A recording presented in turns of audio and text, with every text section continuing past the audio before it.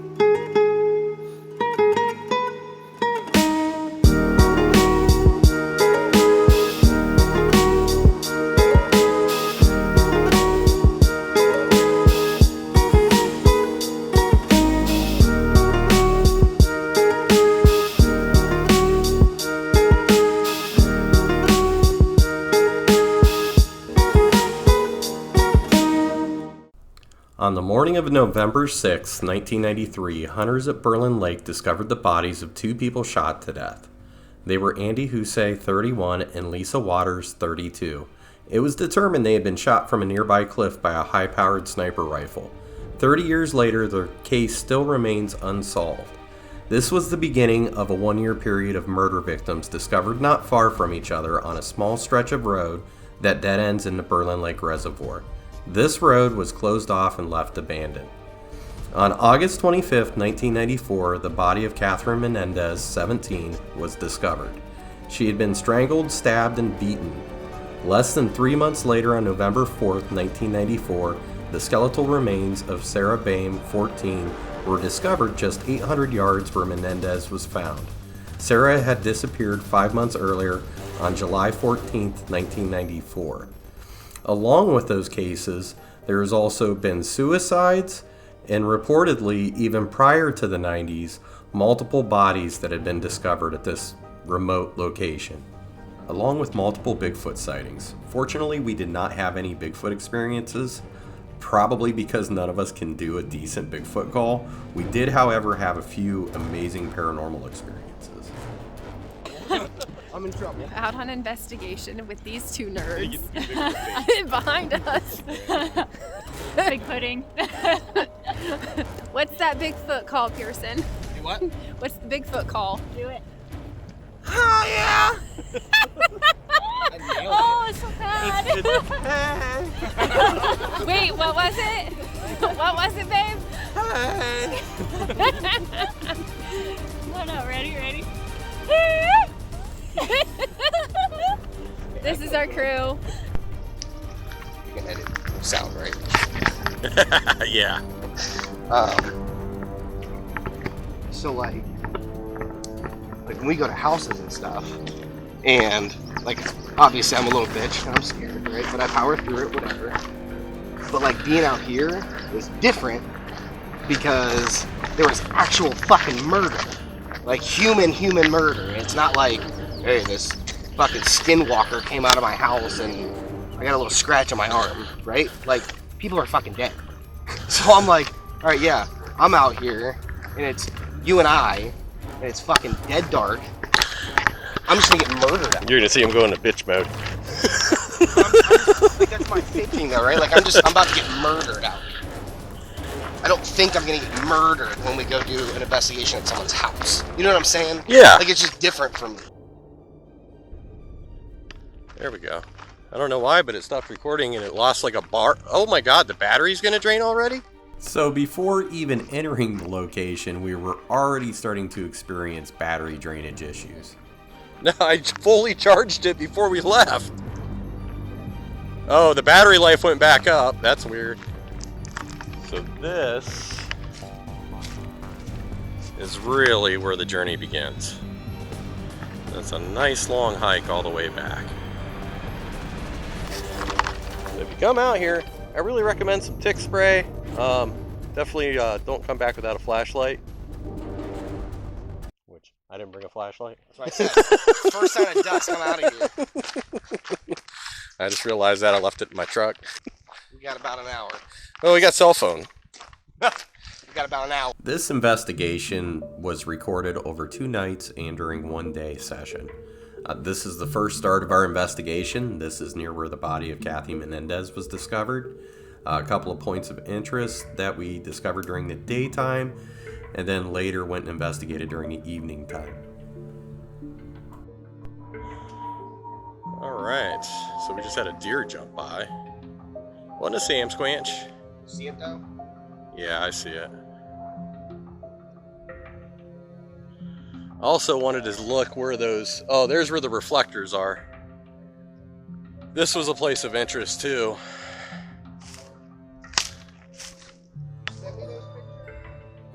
This was a place of interest simply because at nighttime when we shined a flashlight, we quickly recognized that there were reflective tacks that had been placed into the tree trunks within a perimeter of approximately 10 to 15 feet. We know we were close to the location, but we did think this was a little bit interesting. Those ones, and I remember they were in a perimeter and they lit up with the flashlight at nighttime, but I can't physically see the other ones right now. Alright, this is Oil Well Road, Audio 1 with Pearson and Trevor. Alright, so we're out here to speak with Catherine Menendez. Kathy, my name's Trevor. This is Pearson. Trust me, we are not out here to harm you or upset you in any way. We just came out here to see if we could maybe get you some justice. We're paranormal investigators, so we try to communicate with ghosts. And we wanted to come out here and see if... Did you hear that? Yeah. Okay, it just said Joe. Alright, is that the name of who was responsible? Was his name Joe?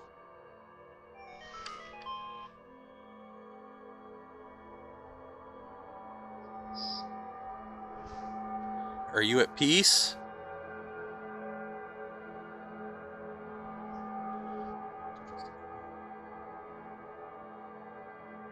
Did you hear that? So things started getting interesting at this point. We were getting intelligent responses on our Ovilus device.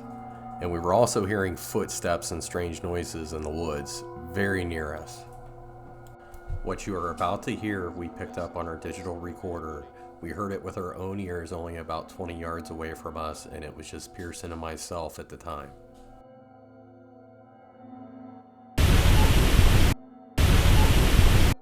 So, we've been hearing some really messed up stuff out here. It sounds like voices. Maybe walking around. We did get a Joe to come through on the Ovilus. A couple other interesting things.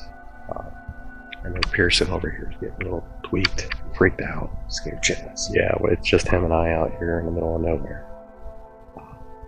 But yeah, this is going pretty good. Monument. It's not focusing on it.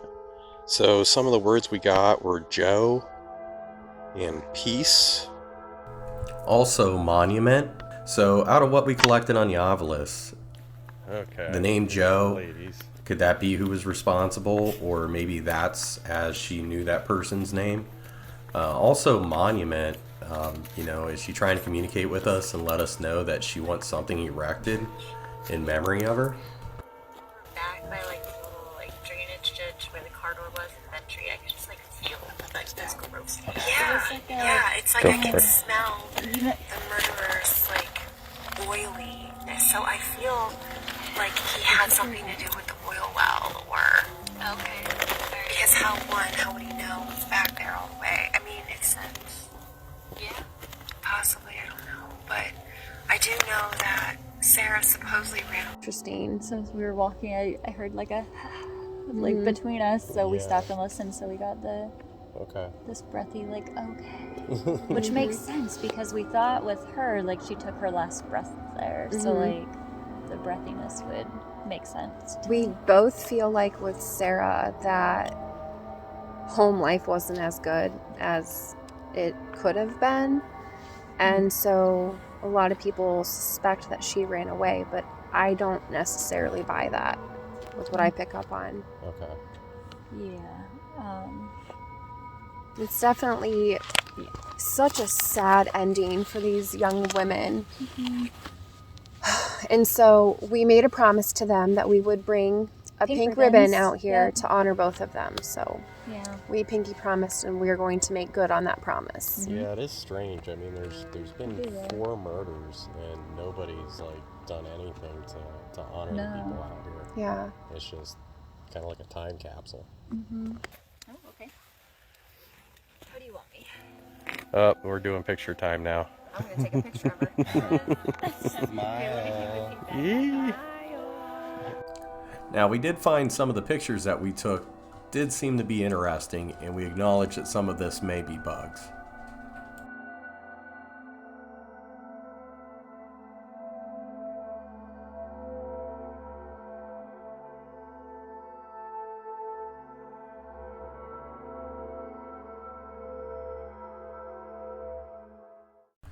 Now we move on with the second part of our investigation.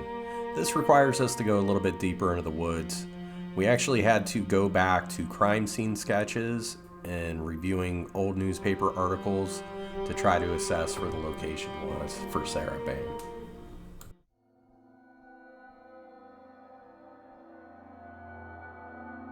Oh my God, Pearson, did you hear that? You didn't just hear that? Oh, we like to play games. Man, now I gotta be worried about you doing that to me. That's right. It's game on, buddy. Okay, man, you like to play rough? Hey, at least I haven't heard any sand squanches tonight. I don't want you freaking off and running now. Yeah, it might happen. Don't do it. It's only a ghost. I'll try not to. But Sarah Bain, can you communicate with one of these devices and let us know that you're here?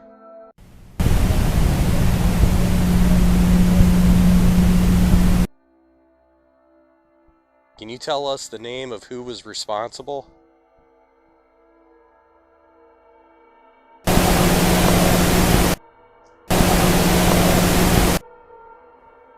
Did you hear that, dude?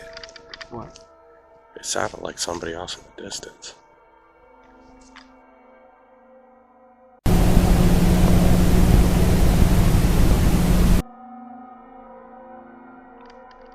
So we were asking questions if Sarah could share with us who was responsible and if there were any clues that could help to point to who was responsible for her passing. And we got the responses jewelry and students, which we thought was pretty intriguing. What you're about to see coming up, this was taken from a Facebook Live that Medium Missy was recording the night that we were first out investigating. And there's an EVP, kind of sounds like an owl on the audio recording. However, with our own ears, we heard a lady screaming, and viewers at the time that she was live heard it. Should I walk around? You guys want to walk around with me? I just heard something. I heard like a woman. You guys, over here I heard like a woman crying.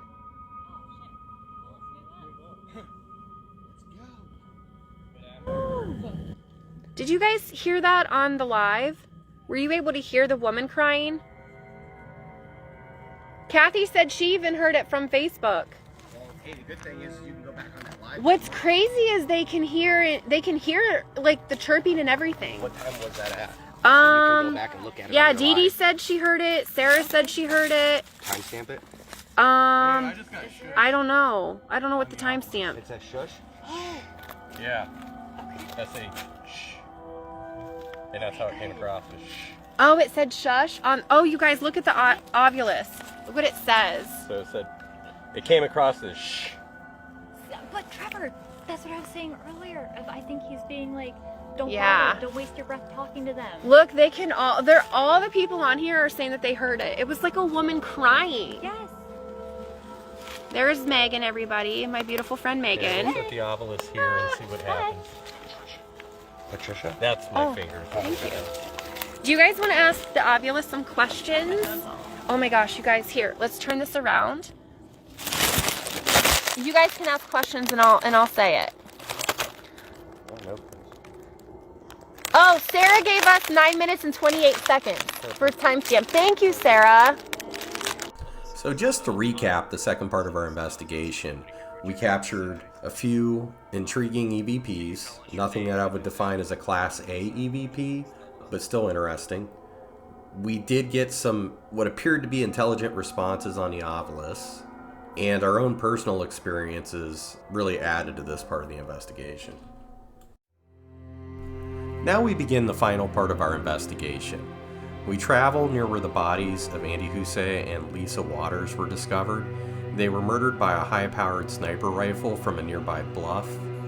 What we found was pretty interesting, and our obelisk was very active right from the beginning of the investigation. There's a soldier here. Or was it a soldier that shot you? I won't get too close to it.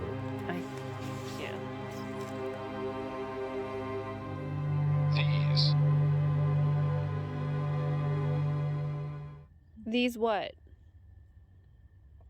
These nuts. You hear me laugh? You're such a turd. I Look at these idiots. so hard not to say it. I'm so glad you did. I mean, These morons. Yeah. You guys. I didn't say like, it. I don't just get thought it. that. Oh, hey, be clean. Clean humor. Clean humor. Oh, look. Early? Ladies are present. Look at that. Yeah, early. Yeah, it's pretty early for us. Map. What about a map? Did someone clean up their evidence here pretty early on? Tall. Focus. Here, Dave Schrader.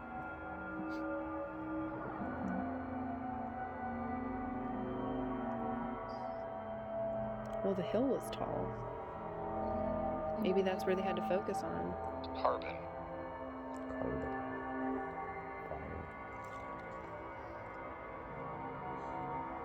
Kim. Kim. Well, if you're not going to talk to us, I guess we're going to leave. You're just giving us a bunch of random stuff. Tragic. It was tragic. Very. And we're sorry that you died that way. That had to have been just incomprehensible. Oh. I instantly Let me see like it. go to Wow, grab I cannot you. believe that just said that. Nope. What are Sally's? I don't thought, get like, that. jollies, like getting your jollies off. Nope. I don't know, that's but the then only it said thing that- devil. All Yeah, I right, don't so like devil. so hold on a Did you notice second. it got cold? My balls It are did. really fun. It did get cold, but What does Sally's mean? what's it say? Ooh. What? Oh, y'all waiting on me? Yes. Yes. Okay, I'm important now, huh? You are. What does it say, Pearson? A sudden charge out of whatever the fuck that word is, place against the enemy. No. So I'm. That's strange. Yeah. What's that word? What? Besieged? Besieged. Yeah. Besieged. Oh my gosh. Oh my gosh! Against It the was enemy. It was a setup. No, I got my It was a setup. So during our research about these two murders in particular with Andy and Lisa, we had come across a podcast called Murder Road. In this podcast, they had given a few theories on what may have happened to these two individuals. One of them being that Andy could have possibly been involved in some illegal dealings and some shady characters, and this could have led to Andy and Lisa both being murdered. Along with Sally's, we also received the word AIM on our obelisk, which is kind of ironic considering where we were at and who it involved. Of all the words to pick out of 5,000 words, that's a weird one. Yeah. So we end our evening investigation with a nice long hike back out of the woods and back to civilization. We can't help but ponder on what we had discovered and what came through and communicated with us. Do we feel that we got anything definitive that may help to solve these cases? That we can't say. But what we do know is there was definitely very active paranormal activity at the site of all these murders.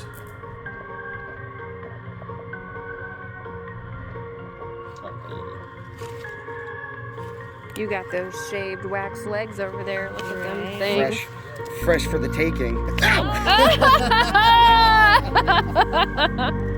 And they are taking.